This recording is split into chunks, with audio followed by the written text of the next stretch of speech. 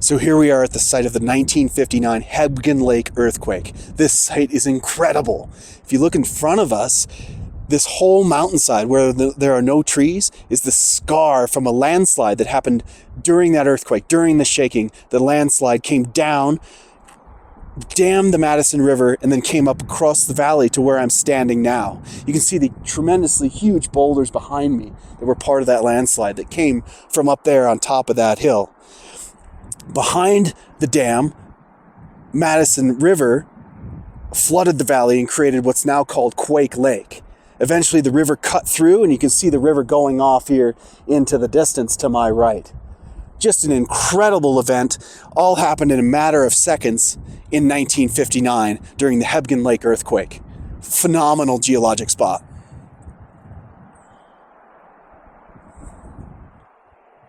So this is a great spot. This boulder on my right, this house-sized boulder, came from way up on the hillside across the valley. Again, that scar where there are no trees anymore. All of this material I'm standing on, this entire hill, is made from that landslide. You can see behind me to the left a sister boulder, another big huge boulder perched up on that hill. And this is all the material that came down in the 1959 earthquake in a matter of seconds across the valley and created this hill. Tremendous spot, just incredible to see.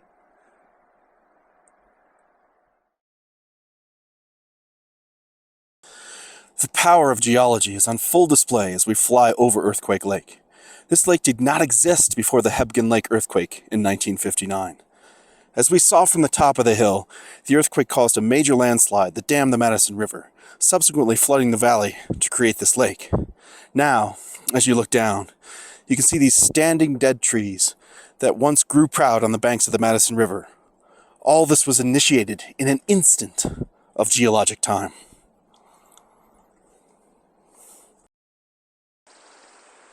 Most geologic events are very slow, hundreds of thousands to millions to billions of years to shape the landscape that we see. Not here at Cabin Creek. Here, a matter of seconds took from where I'm standing down 20 feet just below this hill during the 1959 event. This is the fault scarp.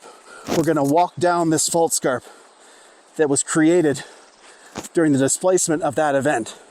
There was a campground here, much as there is now, and campers awoke in the middle of the night to a new cliff with a waterfall flowing over it as Cabin Creek flowed over that falls.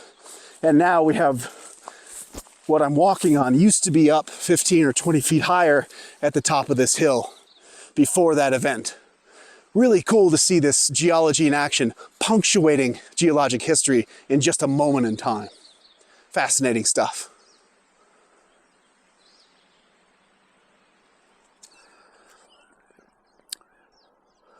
Well, this is a really cool site. So I'm standing on the old road and walking towards the lake, and you can see we're on the old roadbed, and that roadbed collapsed during the earthquake.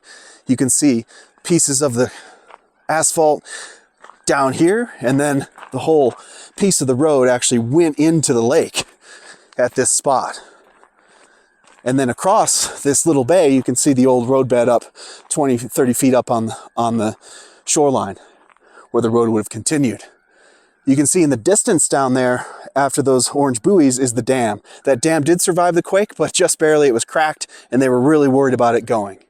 Just a really neat spot. Shows you the destruction of this earthquake again in just a few seconds. All of this damage was done.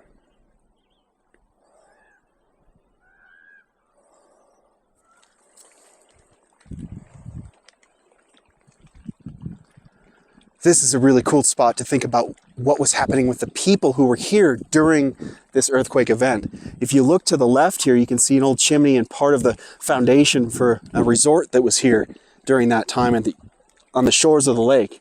To the right, you can see the roof of an old cabin that actually went into the lake during the earthquake. There was also one cabin that went into the lake and floated, and a woman was able to get herself out, swim back to shore from about 75 feet out, and her cabin actually drifted down the lake into the next bay. It just must have been crazy to be here during this time, in the middle of the night in 1959 as these events were unfolding.